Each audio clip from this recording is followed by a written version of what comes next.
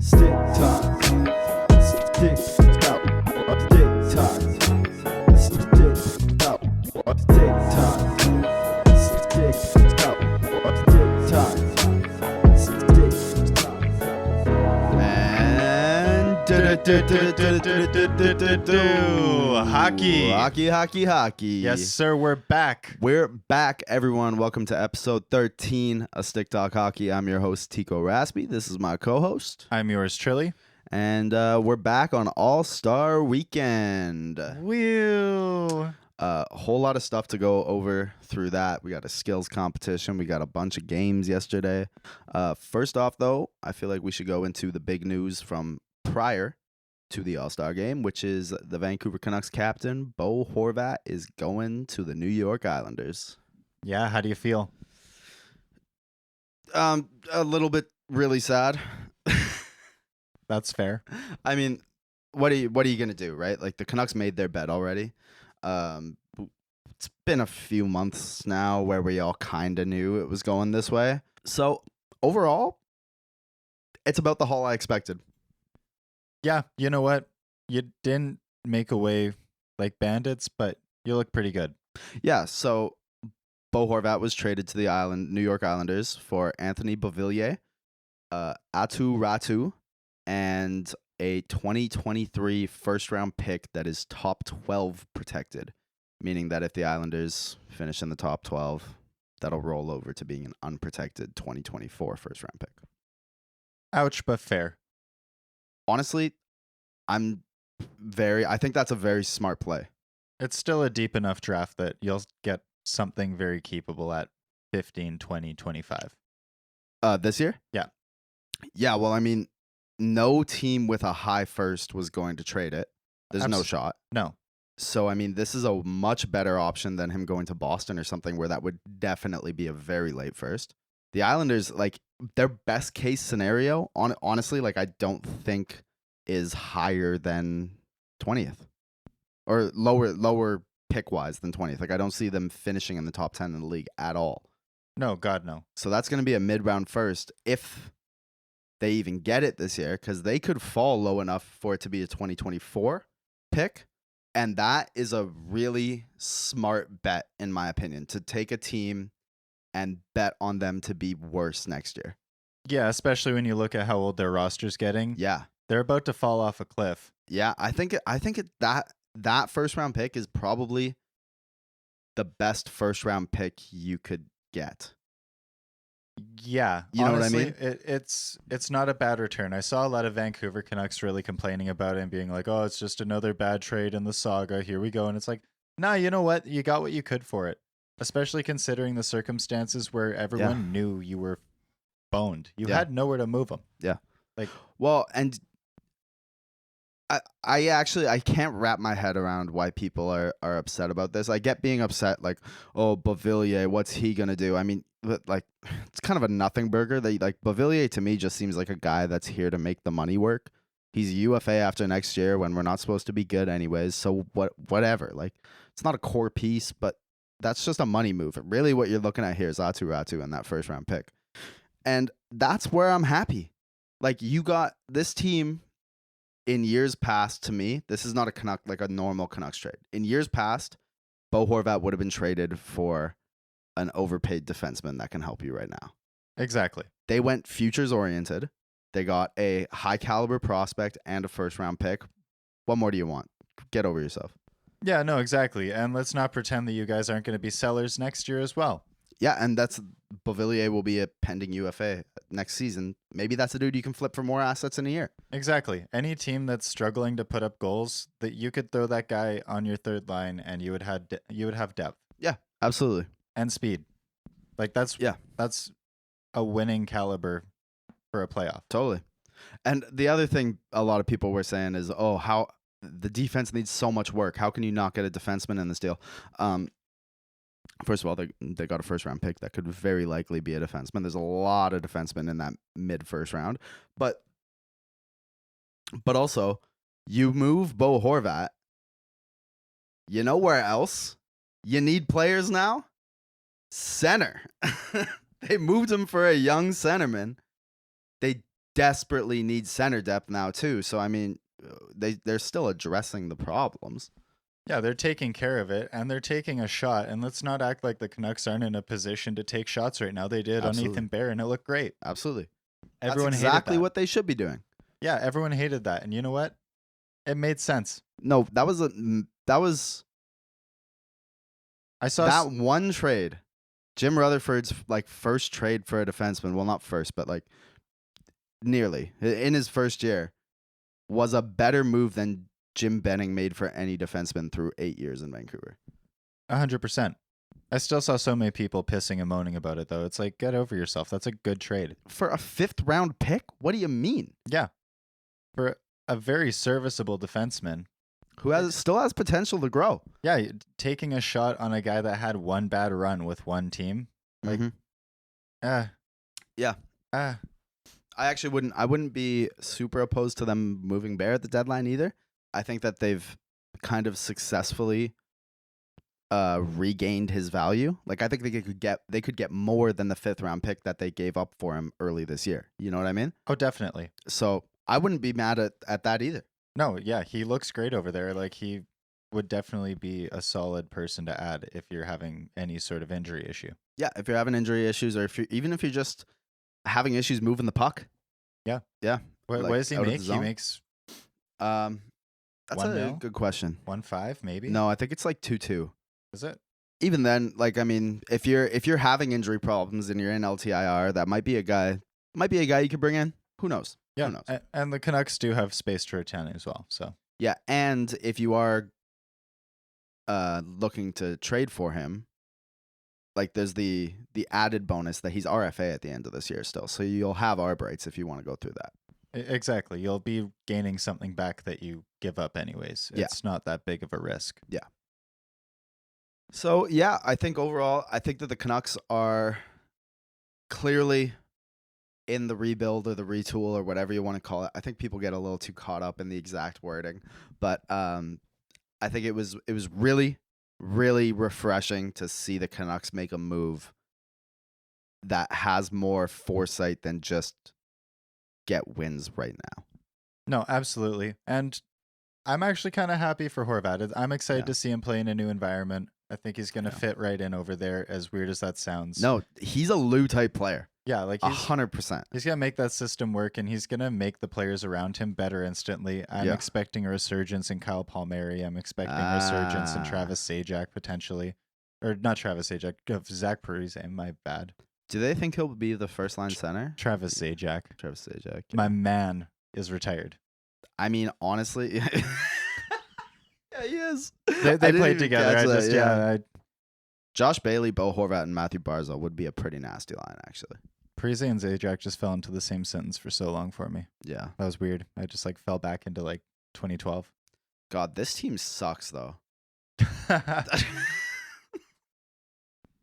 They're gonna have a tough year. All-Star Brock Nelson, though. Yeah. So yeah, we got the Horvat jerseys up today. It's been a great time having Bo Horvat be a Vancouver Canuck. I remember watching his draft, coming up through the organization, playing under the Sedins last game, giving him the C, all that. It's a real, real shame that the Canucks couldn't do anything through this guy's prime years. But thanks for everything, Cap. Go kill him in the island. It's a real shame that the Devils gave up that pick for Schneider. Dun, Yeah. dun, dun, dun. I always mean- think about Horvat in a Devils jersey, and I'm just like, Let's be 100% honest. You would have wasted his career as well. probably. He'd be in the Probably. exact same spot going to the island right now. Yeah, honestly. Speaking of the Devils, let's just run through that now, actually, too. I was going to say, do you want to just hopscotch straight into that? Yeah, because they're saying they don't want to spend More than 8, more than 8. basically. So basically what Jack and Nico make. Yeah, Jack they're- Hughes and Nico Hischier. They're drawing their franchise ceiling at 8-ish. Right. Period. And that's relevant because Jesper Bratt obviously is going to be a restricted free agent this year and looking to cash in. Absolutely. I saw that he's speculated to be worth at least 10 right now. I don't know if I necessarily agree with that, but that's what the statisticians are saying, so whatever. Yeah, well, I mean, his UFA market value would probably be in that range. I think it's a little more likely he's in the 9 range. But then, I mean, if you want to cap it at 8, it's going to be really interesting to watch. Yeah, it's probably going to go into those talks again, and it's just going to be a pain in the ass and a big distraction going into the season. I'm not a fan of when it. when you have guys missing training camp and stuff, it's always a disaster. It never goes well. Exactly. It's a slow start. Like the Devils had a slow start to this season as well. Like it Yeah. wasn't great. When does a player like miss training camp and all that, and then come in and just light it up? Like it usually takes a while after that. Absolutely. And you look at this lineup and you look at all the players that are expiring and the lack of talent that you're gonna have down the wings. It kind of gets concerning.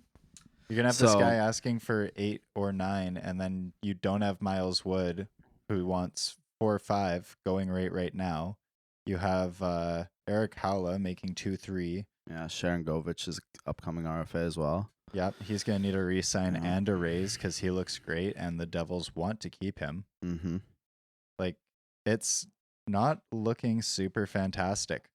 It's gonna be really interesting. I mean, you can probably re-sign all of those guys if you move Jesper Bratt, Yep, but that'll hurt for sure. that's going to really suck because that's a guy that I thought was going to be in the future for a lot longer than the window is predicting or foreseeing.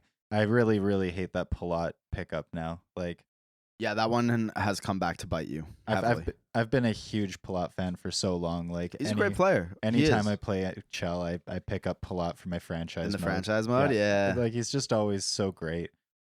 Works with any team, any build.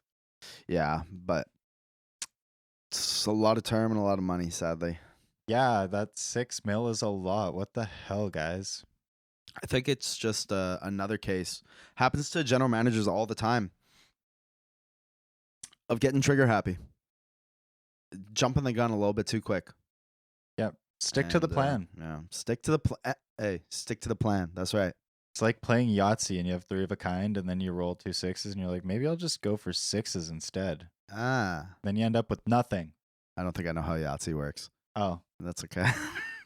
Yahtzee. That's what you do, right? Yeah, kind of. Yahtzee. Sort of, yeah. I'd be sick at Yahtzee. Yeah, you would. We'll play Yahtzee one day. All right, we'll do that. When we travel to the All-Star game, we'll play Yahtzee. I love it. It'll be fun.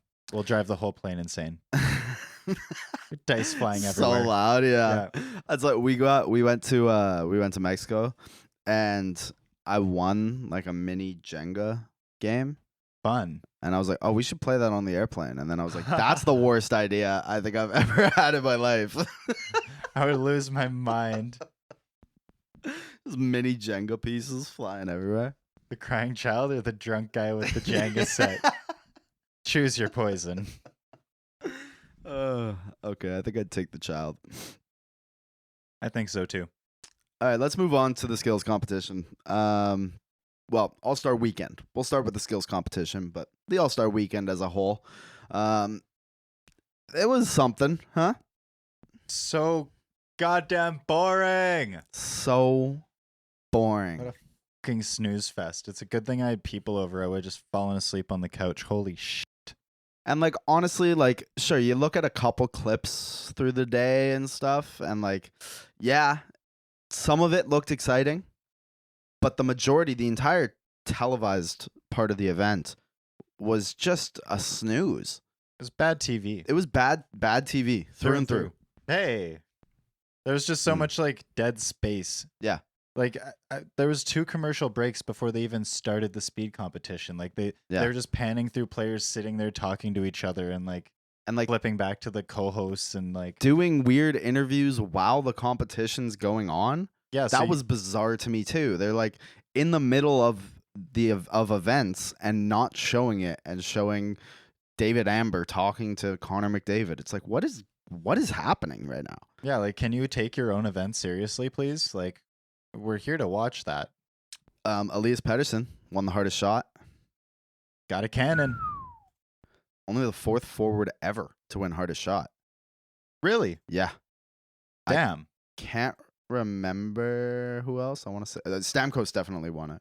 103.2 miles per hour. Dang, son. Cannon. That's a absolute cannon. Holy Christ. You got to think he's one of the lightest players ever, too, to win it, eh?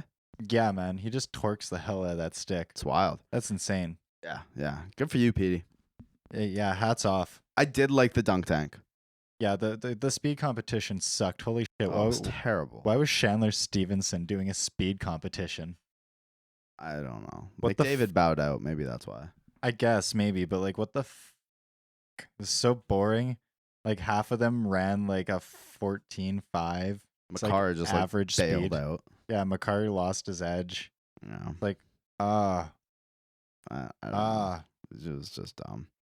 And then, I mean, yeah, the dunk tank, that was fun. That one actually looked pretty good on TV as well. Yeah, it did. I didn't hate this. Stanley Cup champions all around. This should be a great matchup. Sidney Crosby first. Let's see what Mikko does. There's a look at the big Mikko Rantanen of the Colorado Avalanche, who's having another monster season, and he's pinpoint accurate here so yes, far. Yes, he is. He's moving through them pretty quickly. When you have Sid the Kid sitting in that dunk tank, trust me, you want to get these targets down. Everybody wants to see him going down, including Mikko Rantanen. A lot of bragging rights. He's got one target left. Can he get it? Great time here. He's got to get it under 25. That's the time. Does he get it? Oh! Saved it, Stanley. Yeah, did it. Avalanche fans out in Colorado rejoicing right now as their Mikko Rantanen is able to dunk Sidney Crosby. PK. Smiles all around. That's so fun. I love that. Yeah, that part, I loved that. Like, it looks fun. The players are having fun. You got the outdoor deck. Yeah. Shout out roller hockey decks. They're just launching rubber into the ocean. No big deal. Yeah, I hope someone thought about that, set up a net or something. Definitely not. No, probably not. They still should have put Gary Bettman in there, but that's okay. Turtles taking it off the dome. Wristers from Rantanen right off the turtle. Peter's losing it. Also, the breakaway challenge. What a joke that is. Oh, Can so someone boring. please try something? Do you remember when it used to be like prestigious and people used to actually like pull sick moves? Try and do crazy moves and stuff. Now they've started doing the skits thing instead, like the Miami Vice, which what? I get it. They're in Miami, but like you talk about wanting to bring kids in the game. They brought that up so many times through the All-Star weekend. Oh, it's just great to get all the kids involved. We want to get the kids involved, yada, yada, yada. And then their skits are based on Miami Vice and Happy Gilmore. What? Where's the Fortnite? That's the stuff I liked 20 years ago. Yeah. And then Fallout Boy for your concert. What? And the celebrity judges, who? Who? Oh my god, can you pull that up? It's in my photos. Like, who in the Why? You couldn't find anyone that Not that one. even remotely liked hockey? Like, So our celebrity judges, and I mean no offense to these people, I really don't, but Victoria Azarenka, Adam DeMarco, Christian Wilkins, Dylan Playfair, and the Street Profits. And look, I think that I'm fairly tapped into what's like going on in pop culture and stuff. I have never heard of a single one of these names. no, I had to look into it. Christian Watkins is on the Miami Dolphins. So, Oh, okay. and Victoria Azarenka, they said that she was like from there, but she's like a tennis Grand Slam champion, or she was #1 tennis player in the world at one point in time. But it's like that's not fucking relevant to anything. And Okay. who? Like, if you have to explain to me why the celebrity judge is there when they're there, I don't really consider it a celebrity judge. Yeah. It's just a judge. It's unbelievable. It's just Like, it's just like maybe local celebrities to Miami or Florida. Sure, that's fair, but like, who? it's unreal, dude. Just unreal. And then yeah, like I don't know. The skits, sure, they're fun, but like in that breakaway thing, though, you get the whole Miami Vice thing going. Marner looked pretty. pretty good in the all white suit. Don't get me wrong, but then you bring out Luongo and he walks in and takes the weakest wrist shot I've ever seen in my life. It's like, what are we doing here? Yeah, like you wasted this guy's whole time. Like He got custom pads. He came back out for the weakest wrist shot I've ever seen in my life. yeah, and the worst angles ever. Like you're gonna hype this whole thing up, make us sit through like a minute and a half skit for you to pull off something I could do myself. Well, yeah, absolutely. I mean, I could put on a suit right now and go, ooh, yeah, just let loose an absolute weak wrister, like a Muffin. muffin of a shot. yeah. Like you this is the All-Star competition. It's the All-Star skills competition. You are supposed to be the most skilled players in the world. At least make it look somewhat like it. Yeah, and like for the longest, like the NHL wears so much of this and it sucks, but like I was saying to Austin on the way here, the failure of the All-Star game and the All-Star skills competition truly comes down to the players. Yeah. They don't give a shit. And that, like, when you don't give a shit and don't put pride into your work, it shows and it looks like shit. None of you look like professionals out there. You look like a bunch of kids who are spoiled and don't give a fuck about what you're doing. I would rather see a junior competition. Like, let's just cut the shit. Let's do like a 5-minute game of like round robins, 2 lines of the top prospects, and do like what the Memorial Cup does all the time, where they just pull the best players and have a meaningful competitive game that's fun to watch. Let's give these kids another chance to make a name for themselves, build a spotlight. Like, what are we doing here? You guys don't care. Why should we care if you don't care? Absolutely. I completely agree with that. I This is think a joke. it is a joke. Like the players and the players' agents are always complaining about escrow. They're always complaining about the league making enough money, or the league not making enough money, and in turn them not making enough money. And then you have these events where it can be a cool thing and bring in more revenue for the league, and the players do not care, and it shows so heavily. And it's like, well then, what are we doing here? Yeah, like, can you pick a side at least? Like, if you're gonna complain, then do something about it. But Yeah. just complaining about it and then phoning it in every year, it's a joke. And Yeah. you set a example for everyone else. Absolutely. It's embarrassing. And at this point, just collapse the whole thing and give the juniors another chance to shine.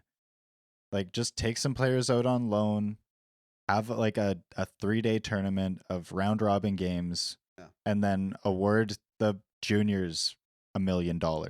Sure. Give Well, every just- junior involved $10,000. Well, and free no, travel. the stars need to be there though. Like truly, the All-Star, no one's gonna care about a juniors game. Stars of tomorrow. No. Yeah, see, I don't mind that as well, but like these players got to get their heads out of their asses at some point. And hey, I'm sorry, we're a players pod here. I'm all for the players, but watching that was a joke, honestly. Yeah, I'm all for the players, and like I actually didn't think I was this pissed off about it until I sat down and started talking about it. But like it's just embarrassing. It's hard to It is. defend. Like It is embarrassing. you're a professional. Act like it. We haven't even gotten to the game yet. Yeah, like you. Oh my god. And like, yeah, you act like you want to be like held to this standard, but then you don't even hold yourself to the standard all the time. It's like this is supposed to be a marquee event. Yeah. A marquee event. Last thing on the skills competition though, Nick Suzuki wins the golf challenge, At a guy. gets a free year of Chipotle. When asked about it after, it says, "Yeah, we don't have a Chipotle in Montreal." Who thought that was a good idea? Well done. Well done. Imagine like, It's all they could get for sponsors. well, imagine being Chipotle though. Like that's a big sponsor, and like working with the NHL. The NHL comes to you, you're gonna give away a free year, yeah. And then the guy that wins it says that. It's great. What is the NHL doing? They're like, oh no, we need to build one now. Yeah, yeah. There's gonna be a Chipotle in Montreal by next week. Yeah, they're looking at land plots already. They're trying to figure it out. Yeah. So yeah. Back to the players not caring at all, though. It couldn't have been more apparent when we watched that game. No, and there was like 3-4 players the that cared, games. and it showed. Shout out to Dylan Larkin. That And- dude was in Game 7 mode. And Kachuk, And Kachuk. he put up 7 points. And Vasilevsky. in the final. He's the only goalie that tried to stop a puck once. Yeah, well, he only tried to stop after Ovechkin taunted the shit out of him. So like, I think he just Yeah. it got a little personal. So otherwise, he was gonna phone it in too. But I mean, like at least it got personal to a degree. Like, Exactly. that was fun at least. But like, And he was getting booed yeah. Yeah. Oh, and I by love the that. Panthers fans. I like that too. Gave him the that was thank fun. yous. I know. Yeah. I know. Thank you. Yeah. Thank you. Glad to be here. But yeah, again, it was a snooze to watch. Some couple good moments, but like, it's one of those things where it's like, why wouldn't someone just watch a couple highlights of that? Yeah, like Why wouldn't you just hop on YouTube and watch Stick Talk Hockey talk about it rather than watch the game? yeah, we You could know? just show you guys like the highlight clips, and it would be worth it. Like there was so many goals, it was just like sad to watch. Like I forget who took the pass, but they came in through center, got the pass. Kucherov was back at the blue line. And he just turnstiled him, and Kucherov looked like his controller disconnected. Yeah. Just Yeah. 2 hands on the stick at the waist, Yeah, coasting. yeah. I think it was Kaprizov or something. You just watched him come in, cut Yeah. in, put a 5-hole. It was like, Okay, what are we doing here? why? Why are you even here right now? Why are you like, in here? you look like you're coaching junior. Yeah. Like you look like you're just watching Timbits hockey play. Like 0 effort, just Yeah. absolute coast mode. Horvat to Patterson, one last time. Huh? One last time. One last time. Let's at least connect for 1 goal.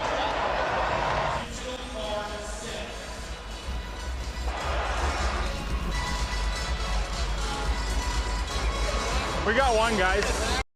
It's beautiful. I'm glad they got that. That was beautiful, but that hurt. That did, That it did sucks. kinda hurt.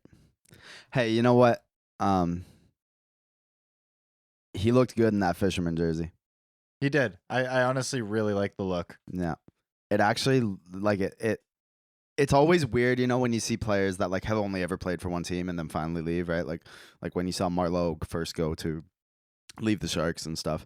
But Subban to the Preds, going from red to yellow. Yeah. It was like, yeah, what is happening? but Horvat, it looked good in that Islanders jersey. He did. He Made did. sense. The 14 is weird though. I don't mind it. I like it. 53. I like 53, but the 14 suits. I think Yeah. he'll make 14 a name stay real quick. Yeah, that's fair. Also, imagine you have an All-Star game where they still review offsides and call the goal back because of an offside review. I mean, hey, rules is rules. Rules is rules, man. Whatever. That's just ridiculous. It would have been more fitting if they got the call wrong too. That would have been perfection. Poetry, baby. Yeah, like you can't write that. No. Sid and Ovi playing together. That was actually cool. I really liked watching them play together. Yeah, I wish we got to see more of it. On to the Toronto Maple Leafs. Crosby took it away. Oh, here they go again. Unselfishly! Put that one in the scrapbook. Ovechkin and Crosby by themselves. What was Vasilevsky to do? Perhaps just stand and admire. Well, I think the first thing would be don't turn it over to Sid right here. Then you might be okay. Now you're really in trouble. How many times do you Oh, think my goodness. you can stand there and wait for the next pass? Eventually, he thinks, well, Ovi's got to shoot it now. Oh, I guess he doesn't. And so you got 3 for Gaudreau, you got a couple for Crosby. And the Metro are up. No. Yeah. Yeah. You couldn't wait long enough for that. No. You're screwed. It was great to see. You know, these are two just absolute legends, and honestly, their careers are winding down.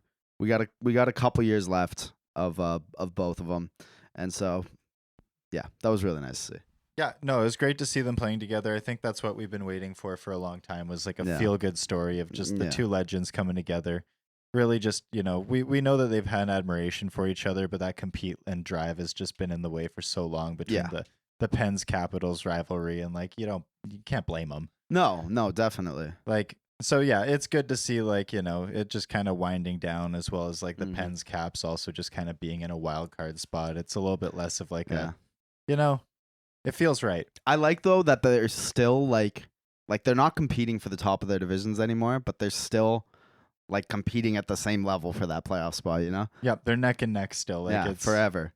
Yeah, you gotta love that. Yeah, you do. While we're there, I guess we can roll into the Crosby. His comments, yeah. Yeah, I have to agree with him here. Crosby earlier this week, he said that he wished that the NHL would go back to the classic 1-8 format. He wants it to reward the regular season more. Yeah. I have to agree. Yeah, so 1-8 in each conference rather than the 4-4 with the wild cards. Yeah. I understand it.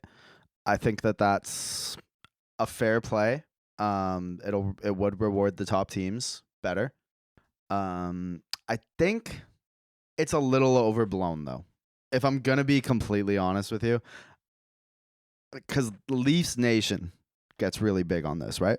Oh, it's so unfair. We have to play Boston or Toronto or Tampa Bay every single year, and I think you're lying. Like, of course, it's annoying that you're all in the Metro or the Atlantic. Yeah, of course, that's annoying. Don't get me wrong, but you look at like the past 5 years or so. Let's say like 2017. Who have they played in the first round?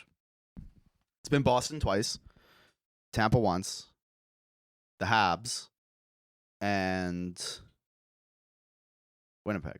Yeah, so like you couldn't get it done anyways, even with Winnipeg and the Habs. Like you drew other matchups, you still just couldn't get it done. The Leafs are gonna leave. Yeah, it's not like you're playing the same team every single year. But regardless of that, I still feel that like it's just not as rewarding to have a great season as it is to have like a mediocre season. I do like the fact that the Cinderella story gets a little bit further of a buy into the round, but at the same time, like I don't know, it just feels a little bit meh. Like it makes the regular season and the wind down in the regular season feel less impactful. It's like as long as you're in, it doesn't really matter. Yeah, if you look at the standings, if they were to go 1-8 rather than the wild card format, there's still a really good chance that the Toronto Maple Leafs would be playing the Tampa Bay Lightning this year. Yeah, there is. I mean I guess right now it's the Rangers they'd be playing, but couple games either way here, and that could be the Lightning. Yeah, I mean, this year is an exception because the East has been so much tighter than it has been in like other years than historically speaking. Typically, it's a little bit more stretched out through like 5, 6, 7.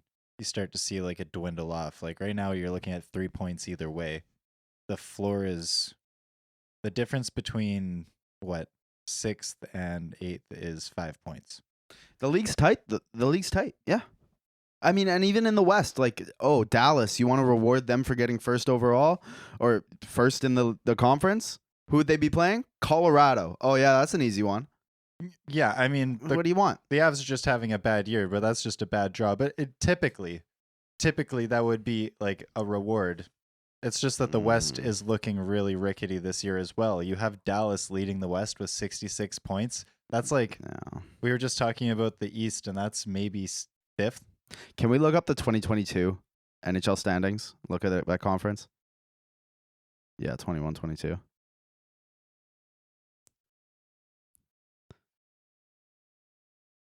Yes, you'd have Florida, Washington. You'd have Carolina. So Toronto Pittsburgh. would have played Boston. It's a great matchup. I know, but that's what I'm saying. Like, how are you going to complain that this wild card format screws you because you always play Boston or Tampa, and you would have played Boston, and this year you could play Tampa? Yeah, I mean, what do you mean? What are we talking about? Toronto's complaints are unfounded, but yes, like Carolina would draw Pittsburgh. Oh yeah, another easy one there. I mean, no, but like this is the league. Like this is the place to be. There's no such thing as an easy matchup in the playoffs, but I just think that it does reward teams a little bit differently. Like you would have Nashville, Colorado, you'd have Dallas, Minnesota, you'd have LA at Calgary. Like it just makes a little bit more sense. I don't know.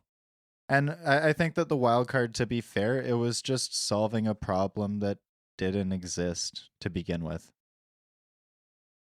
Like it didn't need to be introduced in the first place. It was just like a flashy thing that they did to attract more American fans that understood baseball more. I guess so. Like I think the format's fine, honestly. I don't think it's necessary. It would change, but like going through the process of changing it would change so little that it doesn't like it. I don't see why this is like an issue we're talking about. I guess. I don't know. I guess I'm just like I'm a stickler for the classics. I'm like Crosby in that way. Like, I just like the classic formats. That's fair. It just feels better. Yeah. Looking at these standings, looking at LA right now, their goal differential is pretty terrible. Do you think Demko could be in the works there? LA, I could see that because they are in a place where they could make a run this year with this conference. Yeah, and they have no goaltending. They're making a name, and they do need goaltending in a so bad, big way. So bad. Copley is not your guy. No, the question is though, is what would they be willing to give up for it?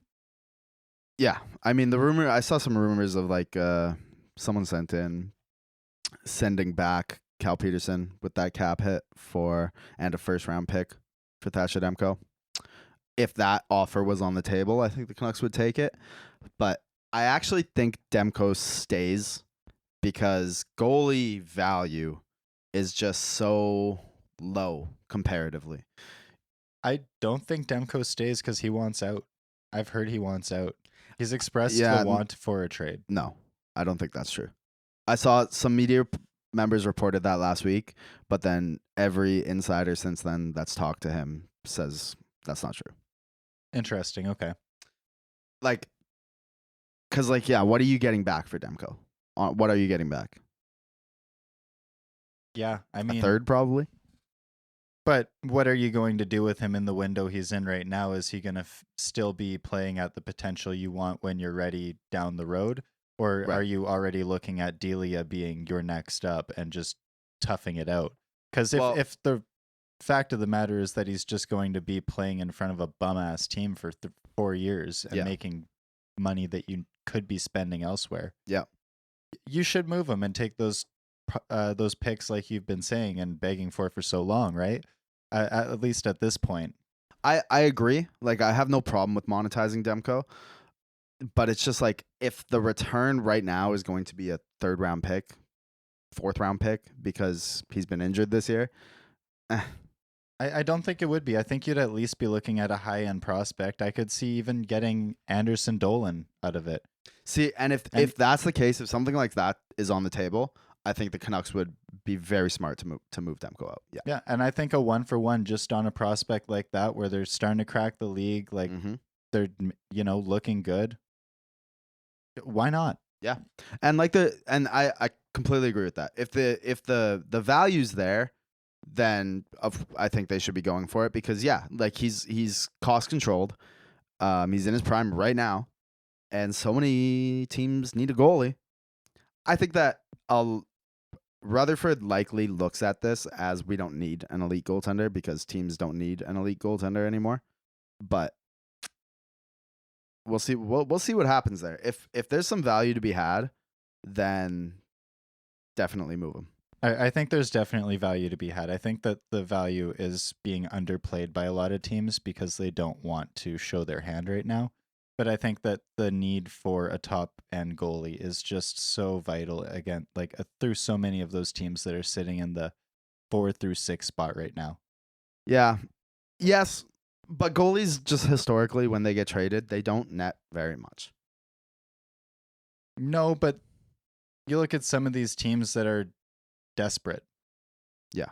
And desperation does some crazy things. That's just it, right? When the deadline comes around, you gotta be putting it out there. Like Minnesota was desperate when they signed Zach Parise to a $9 million contract. It was a stupid ass idea, but they were desperate. They needed a star player, and he was available on free agency. So why not? Forward valuations though are just completely different. Yeah, I mean, and so many teams are making it work with just a goalie carousel. Look at Carolina. It's true, but LA is one of those teams that likes to have a set goalie. Like they've made it very clear that they were comfortable keeping Quick in net even when he was long past his prime because he was that guy. Yeah. Even when he wasn't that guy, to them they felt comfortable keeping a set person that they knew. Yeah. At least a little bit about. I think that they're one of those teams that's more likely to keep someone around for 4 to 8 years long term and consider it part of like Part what of the they're- core. Exactly. Exactly. Yeah, I mean, that was interesting too, talking about cores. Patrick Alvin for the Canucks saying their core is basically just Hughes and Pedersen and Kuzmenko. And left Miller out. Yeah. Oddly enough, Yeah. considering you're paying him 56. Such an unreal saga of like trying to rebuild this guy and his value, and now he's not being named as part of the core and all this, and it's like it's been like 4 months since you gave him $60 million. How do you damage the value more too? Like Wow. you just went out of your way to damage the value. And then they asked him about the letters, the captaincy, and Alvin basically said, well, the door's open for Hughes or Pedersen. Not JT. Yeah, whoops. My bad. Whoa. We're good. Yeah, like I don't really understand like the need or necessity to go out and say this. I mean, Rutherford's already gone out of his way to say that he says too much and he's just too blunt to begin with. Yeah. And He didn't say those though. That was Alvin. I know, but that's like also just like what makes me bang my head against the desk harder is Yeah. like you have a guy who's gone out of his way to be like, we need to stop talking so bluntly about Yeah. everything. We Yeah. need to keep a can on things. We're going to shut it down. We're not a media heaven. We're just going to make it work and be quiet about it. And then right after that, Alvin's just like, yeah, Miller, he's not really considered part of our core.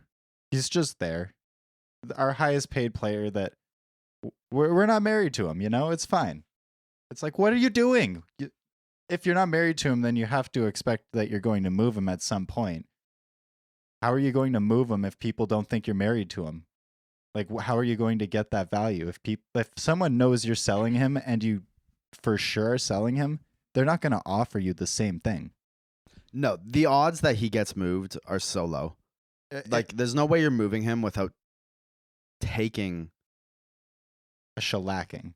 Yeah. Either way. Like, you're not winning a trade where you move JT Miller. No, There's no way. not right now. So what are we doing here? Yeah, and at the most, like, it just seems petty and immature. Like, I thought we were past this. No, the Canucks are never past it. Yeah, it just makes no sense. It's just one of those things where it's like you could just shut your mouth and said nothing. I think I don't know. I feel like him and Rutherford aren't used to this type of media.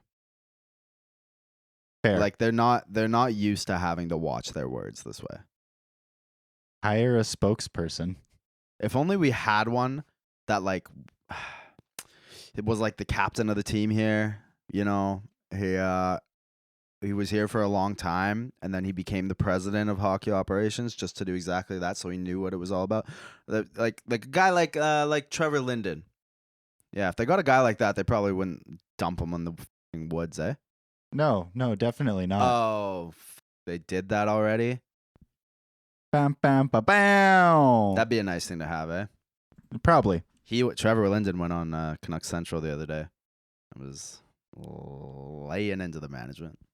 Oh boy, I kind of wish I saw that. It was something. That sounds like good TV. Well, they dumped him because he wanted to take a longer approach on the original rebuild.